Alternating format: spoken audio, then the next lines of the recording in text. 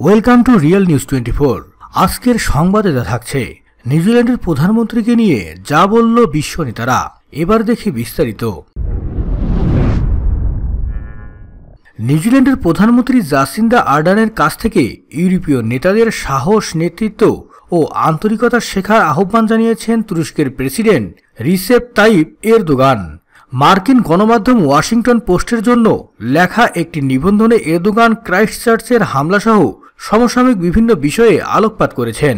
Erdogan বলেন, একজন রাষ্ট্রপ্রধান হিসেবে আমি সবসময় বলে আসছি, সন্ত্রাসবাদ কোনো ধর্ম ও জাতিগোষ্ঠীর সঙ্গে সম্পৃক্ত কোনো বিষয় নয়।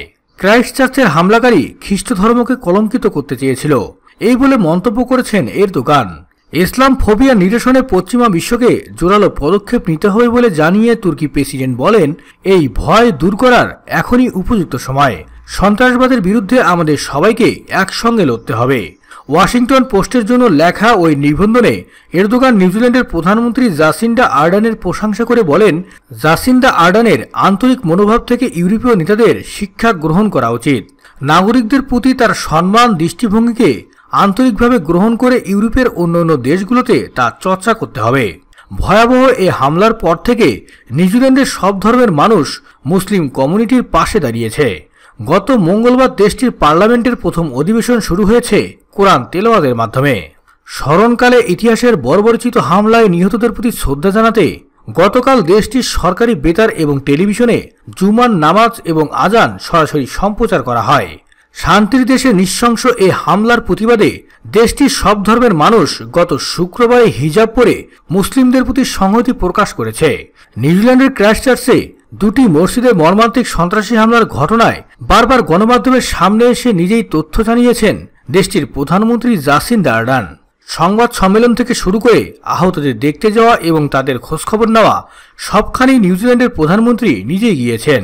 যেখানেই যাচ্ছেন এবং যার সঙ্গে কথা বলছেন, সবখানেই দেখা যাচ্ছে নিউজিল্যান্ডের প্রধানমন্ত্রী বিমর্ষ অবস্থায় রয়েছেন।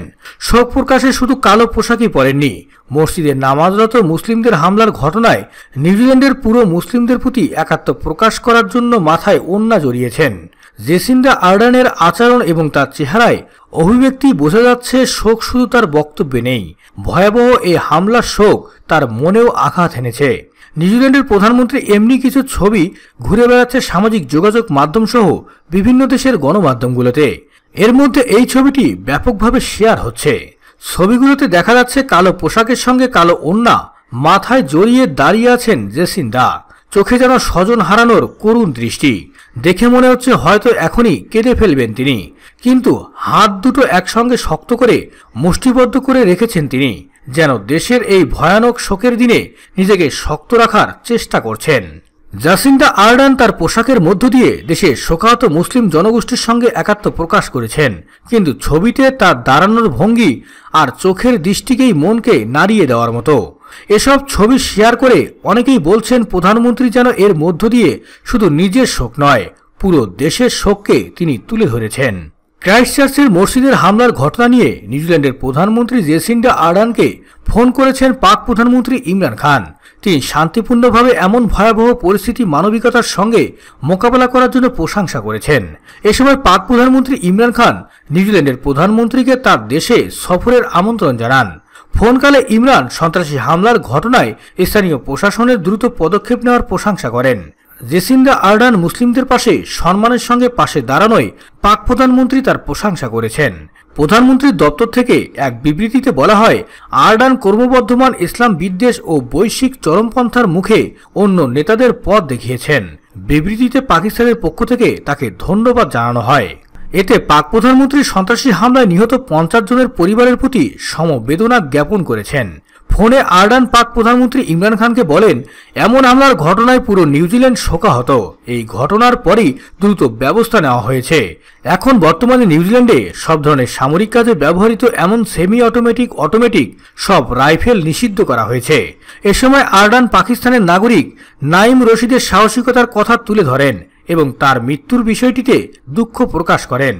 আর্ডান এ সময় পুরো নিউজিল্যান্ডে মুসলিমদের স্বাধীন এবং নিরাপদে চলাচলের নিশ্চয়তা দেন। প্রসঙ্গত গত শুক্রবার নিউজিল্যান্ডের ক্রাইস্টচার্চের শুক্রবারে জুম্মার নামাজের সময় দুটি মসজিদে বন্দুকধারীদের গুলিতে অন্তত 50 জন নিহত হয়েছেন। আহত হয়ে হাসপাতালে চিকিৎসাধীন রয়েছেন আরও 48 জন। নিহতদের মধ্যে 4 জন বাংলাদেশিও রয়েছেন। নিখোঁজ রয়েছেন আরও 7 বাংলাদেশি। ওই মসজিদে নামাজ পড়তে যাওয়ার সময় পথচারীর খবরে ভাগ্যক্রমে হামলা থেকে প্রাণে বেঁচে যান বাংলাদেশের ক্রিকেটাররা। নামাজরত অবস্থায় মুসল্লিদের ওপরে শ্বেতাঙ্গ বন্দুকধারীর চালানো স্মরণকালের ইতিহাসে বর্বরচিত সেই হামলার ঘটনায় নিন্দার ঝড় বইছে এখন পুরো বিশ্ব জুড়ে।